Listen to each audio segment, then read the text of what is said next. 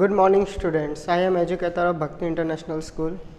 Today we are going to study our next chapter, that is NCERT class 10 chapter 3 metals and non-metal.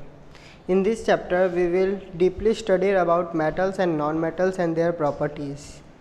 So in this video we will start our first topic, that is metal. What is metal? Those elements which can lose electrons easily to form positively charged ion is called metal. Means that element that can lose the electrons to make or to form as an positively ions, charged ions, that type of element is called electrons. Means the another definition, a element whose ability to flow the electric current in them is called metal. So it is our new definition. What is that? Those elements which can lose electrons easily to form positively charged ion is called metal, and their examples are sodium, potassium, zinc, iron, silver, gold. These are the examples of metals. And what is non-metal? Opposite. Metal will lose, so non-metal will gain. So those elements which can gain electrons easily to form negatively charged ions, that is called non-metal. We all know all the elements atoms have. There are two main subatomic particles. There are three but two mains. One is electron and second is proton. So electron has the ability to go from one element to another element. So the element which lose the atom, that is metal. The element which gain the atom, gain the charge electrons, that is non-metal. And the examples of non-metals are nitrogen, oxygen, fluorine, chlorine, then bariums. These all are the non-metals. Boron, iodine. So we will study on which basis, on which properties we will consider it, the physical metals and non-metal. In that first, physical property of metal. Mostly hard, except sodium, potassium and lithium. These are the soft metals.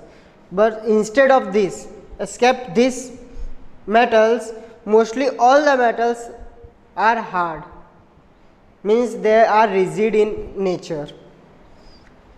And the second property, metallic luster, means all the metals have shiny surface, means all the metals will be shining. Then malleable and ductile property, these are the important property that was only found in metal. What was that? Malleable and ductile. What is malleable? Malleability is a property in which a element convert into a sheet. When we hammer, we are beaten by the hammer, if the metal converted in a thin sheet, that is the property of malleable. If the metal convert into wire and drawn into the wire, that is the property of ductile, means ductility. So like you will hear for packing, if you will shown also for packing of food, we use aluminum foil, right? That aluminum foil is an example of malleability. Why? The aluminum is converted into sheet. So it is the property of malleability. And we all know in our house the wire. In wire there are so many types of metals were found. Copper, aluminum, gold, silver. So these are drawn into the wire, these metals are drawn into the wire. So which elements will be drawn into the wire, that is called a metal, and that property is called a ductility property. Good conductor of heat and electricity, means all the metals are good conductor of heat and electricity, means they are able to flow the electric current through them. Fifth point, have high melting and boiling points. That's why we are using for electric wires. Metals are using in electric wires. Why? Because they have high melting and boiling point. Are sonorous produce sound? What is the sonorous? Sonorous is the property in which metal produce a ringing sound, and the which elements will produce the ringing sound, they shows the sonorous property. So what was sonorous property? Produce sound when stuck with hard substance, like bell. In temples we will see bell.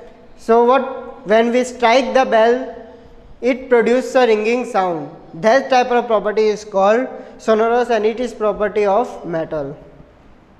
Mostly solid except mercury. All the metals are solid, only mercury are in liquid form. Now property of malleability and ductility. Now I explain in these properties, malleable and ductile. What was malleability property? The property due to which metals can be beaten into sheet. Means if the element which are able to convert into a sheet, that property is called malleability. Gold, silver, aluminum, these are highly malleable. They are converted into sheets easily. Now next, ductility. Ductility is the property. Ductility, the property due to which metals can be drawn into wire, is called ductility. I explained you what ductility property. Element which are drawn into the wire, that type of property is called ductility. Examples: silver, copper, aluminum are highly ductile in nature. Now we recently study about physical property of metal. Now we are going to study about physical properties of non-metal. So it was literally reverse of properties of metal. In metal they are mostly solid, but the non-metals are mostly soft and brittle except diamonds. Diamond is only hard. Instead of diamond, all are mostly soft and brittle. Do not conduct heat and electricity. Means non-metals doesn't have a property to conduct heat and electricity. Only graphite have. Non-malleable and ductile means we didn't able to convert non-metals into a sheet, and we are not able to draw a non-metal into a wire. So it doesn't shows the property of malleable and ductile. Low melting and boiling points. Non-metals have low melting and boiling point. That's why we are not using as in an electric appliance. Exist in solid, liquid as well as in gaseous states. Non-metals are found in every state: solid, liquid and gaseous, all three states. Non-lustrous except diamonds and iodine crystals. Only diamond and iodine crystals have shiny surface. Instead of these two elements, not a single non-metals have a shiny surface. Means they are non-lustrous. Lustrous means shiny. So non-lustrous means they doesn't have shiny surface. Then ionic bond. This is a bond formed between metal and non-metal by transfer of electron is called ionic bond. Means the bond formed when metal and non-metal will transfer their electrons. Means if the transfer of electrons between metals and non-metal, and they form a bond, that bond is called ionic bond. Example: NaCl, KCl, calcium chloride. KCl means potassium chloride, NaCl means sodium chloride. So these are metals and non-metals. They combine, they form a bond between them, and that bond is called ionic bond. Now next, properties of ionic bond. What was the properties of ionic bond? They are soluble in water. If we want the compound, if we want to dissolve the compounds in water, they easily dissolve. That's why they are soluble in water. NaCl means common salt we are using in our house. right? So they easily dissolve in our water, so it is soluble in water. They have high melting and boiling points, means the ionic bond have high melting and boiling points. Do not conduct electricity in solid state but conduct electricity in molten state or in aqueous solution. Means when ionic bonds are in a solid form, they doesn't conduct electricity, but when it was in a molten state, what is molten state? Like jelly, lava, these all are molten state. They conduct electricity in molten state as well as aqueous solution. What is aqueous solution? A solution in which solvent is water, that is called aqueous solution. If the ionic compounds are in aqueous form, they conduct electricity, as well as in molten state, that's also it conducts electricity. Solid and hard because of strong force of attraction between ions. The ionic compounds are mostly solid and hard. Why? Because they the force of attractions between them are very strong, that's why. The compounds breaks into pieces when force is applied. If we provide an external force on the ionic compound, it will break into a pieces. If we will break the stone with a hammer, what happens? The stones will convert it into small pieces. Like that, ionic compounds also convert into small pieces when we applied a external force on them. Reactivity series, it is very important series. On this basis, we will react the metals and non-metals with acid and other things. So you have to proper knowledge of this series. It is a series of metal in decreasing order of reactivity, also called electrochemical series. Potassium, sodium, calcium, magnesium. So when we goes up to down, the reactivity of the elements was decreasing. When we go down to up, then the reactivity was increasing of the element. So the most reactive element was potassium and the least reactive element was platinum. So that's why platinum is so costly, means it doesn't react with anything easily, that's why they are costly. Now, chemical properties of metals. Recently we studied that physical properties of metals and non-metal. Now we are going to study chemical properties of metal. Now in chemical properties, we will react metal with different elements like oxygen, water, acid, oxides, basic oxides, amphoteric oxides. So we will react metals with them and we will get the desired result that we want. First, reaction with oxygen. When we react metal with oxygen, we get metal oxide. Example, sodium will react with oxygen, then it get sodium oxide, Na2O.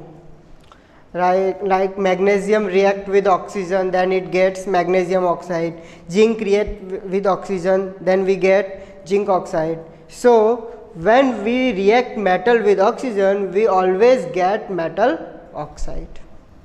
Now reaction with water. When metal will react with water, it gives us metal hydroxide plus hydrogen gas that is liberated in air. What we get? Metal hydroxide. What is hydroxide? OH minus. So here in example we will take on potassium. When potassium will react with water, what give us? Potassium hydroxide, KOH. OH means hydroxide, and hydrogen gas is liberated. So this now next example, sodium. If sodium react with water, what we get? Sodium hydroxide, NaOH plus hydrogen gas is liberated. So when we react metal with water, we always get metal hydroxide and hydrogen gas.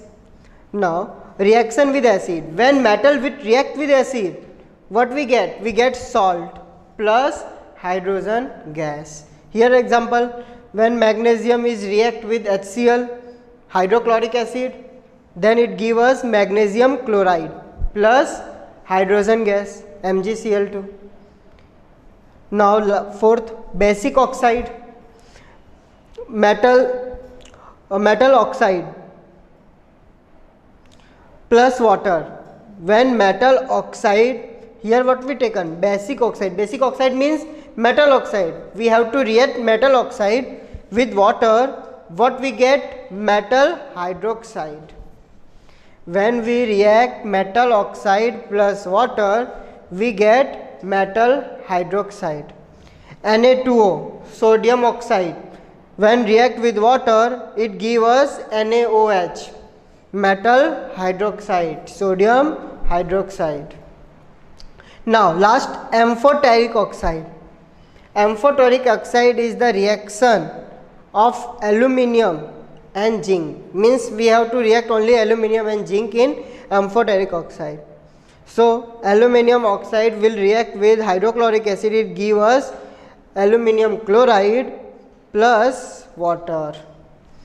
Al2O3. When aluminium trioxide react with NaOH, it gives us sodium aluminium oxide plus water. So this is called a amphoteric oxide. So the chemical properties of metal will be over. Tomorrow we will study minerals and about of minerals and ores. Okay, thank you.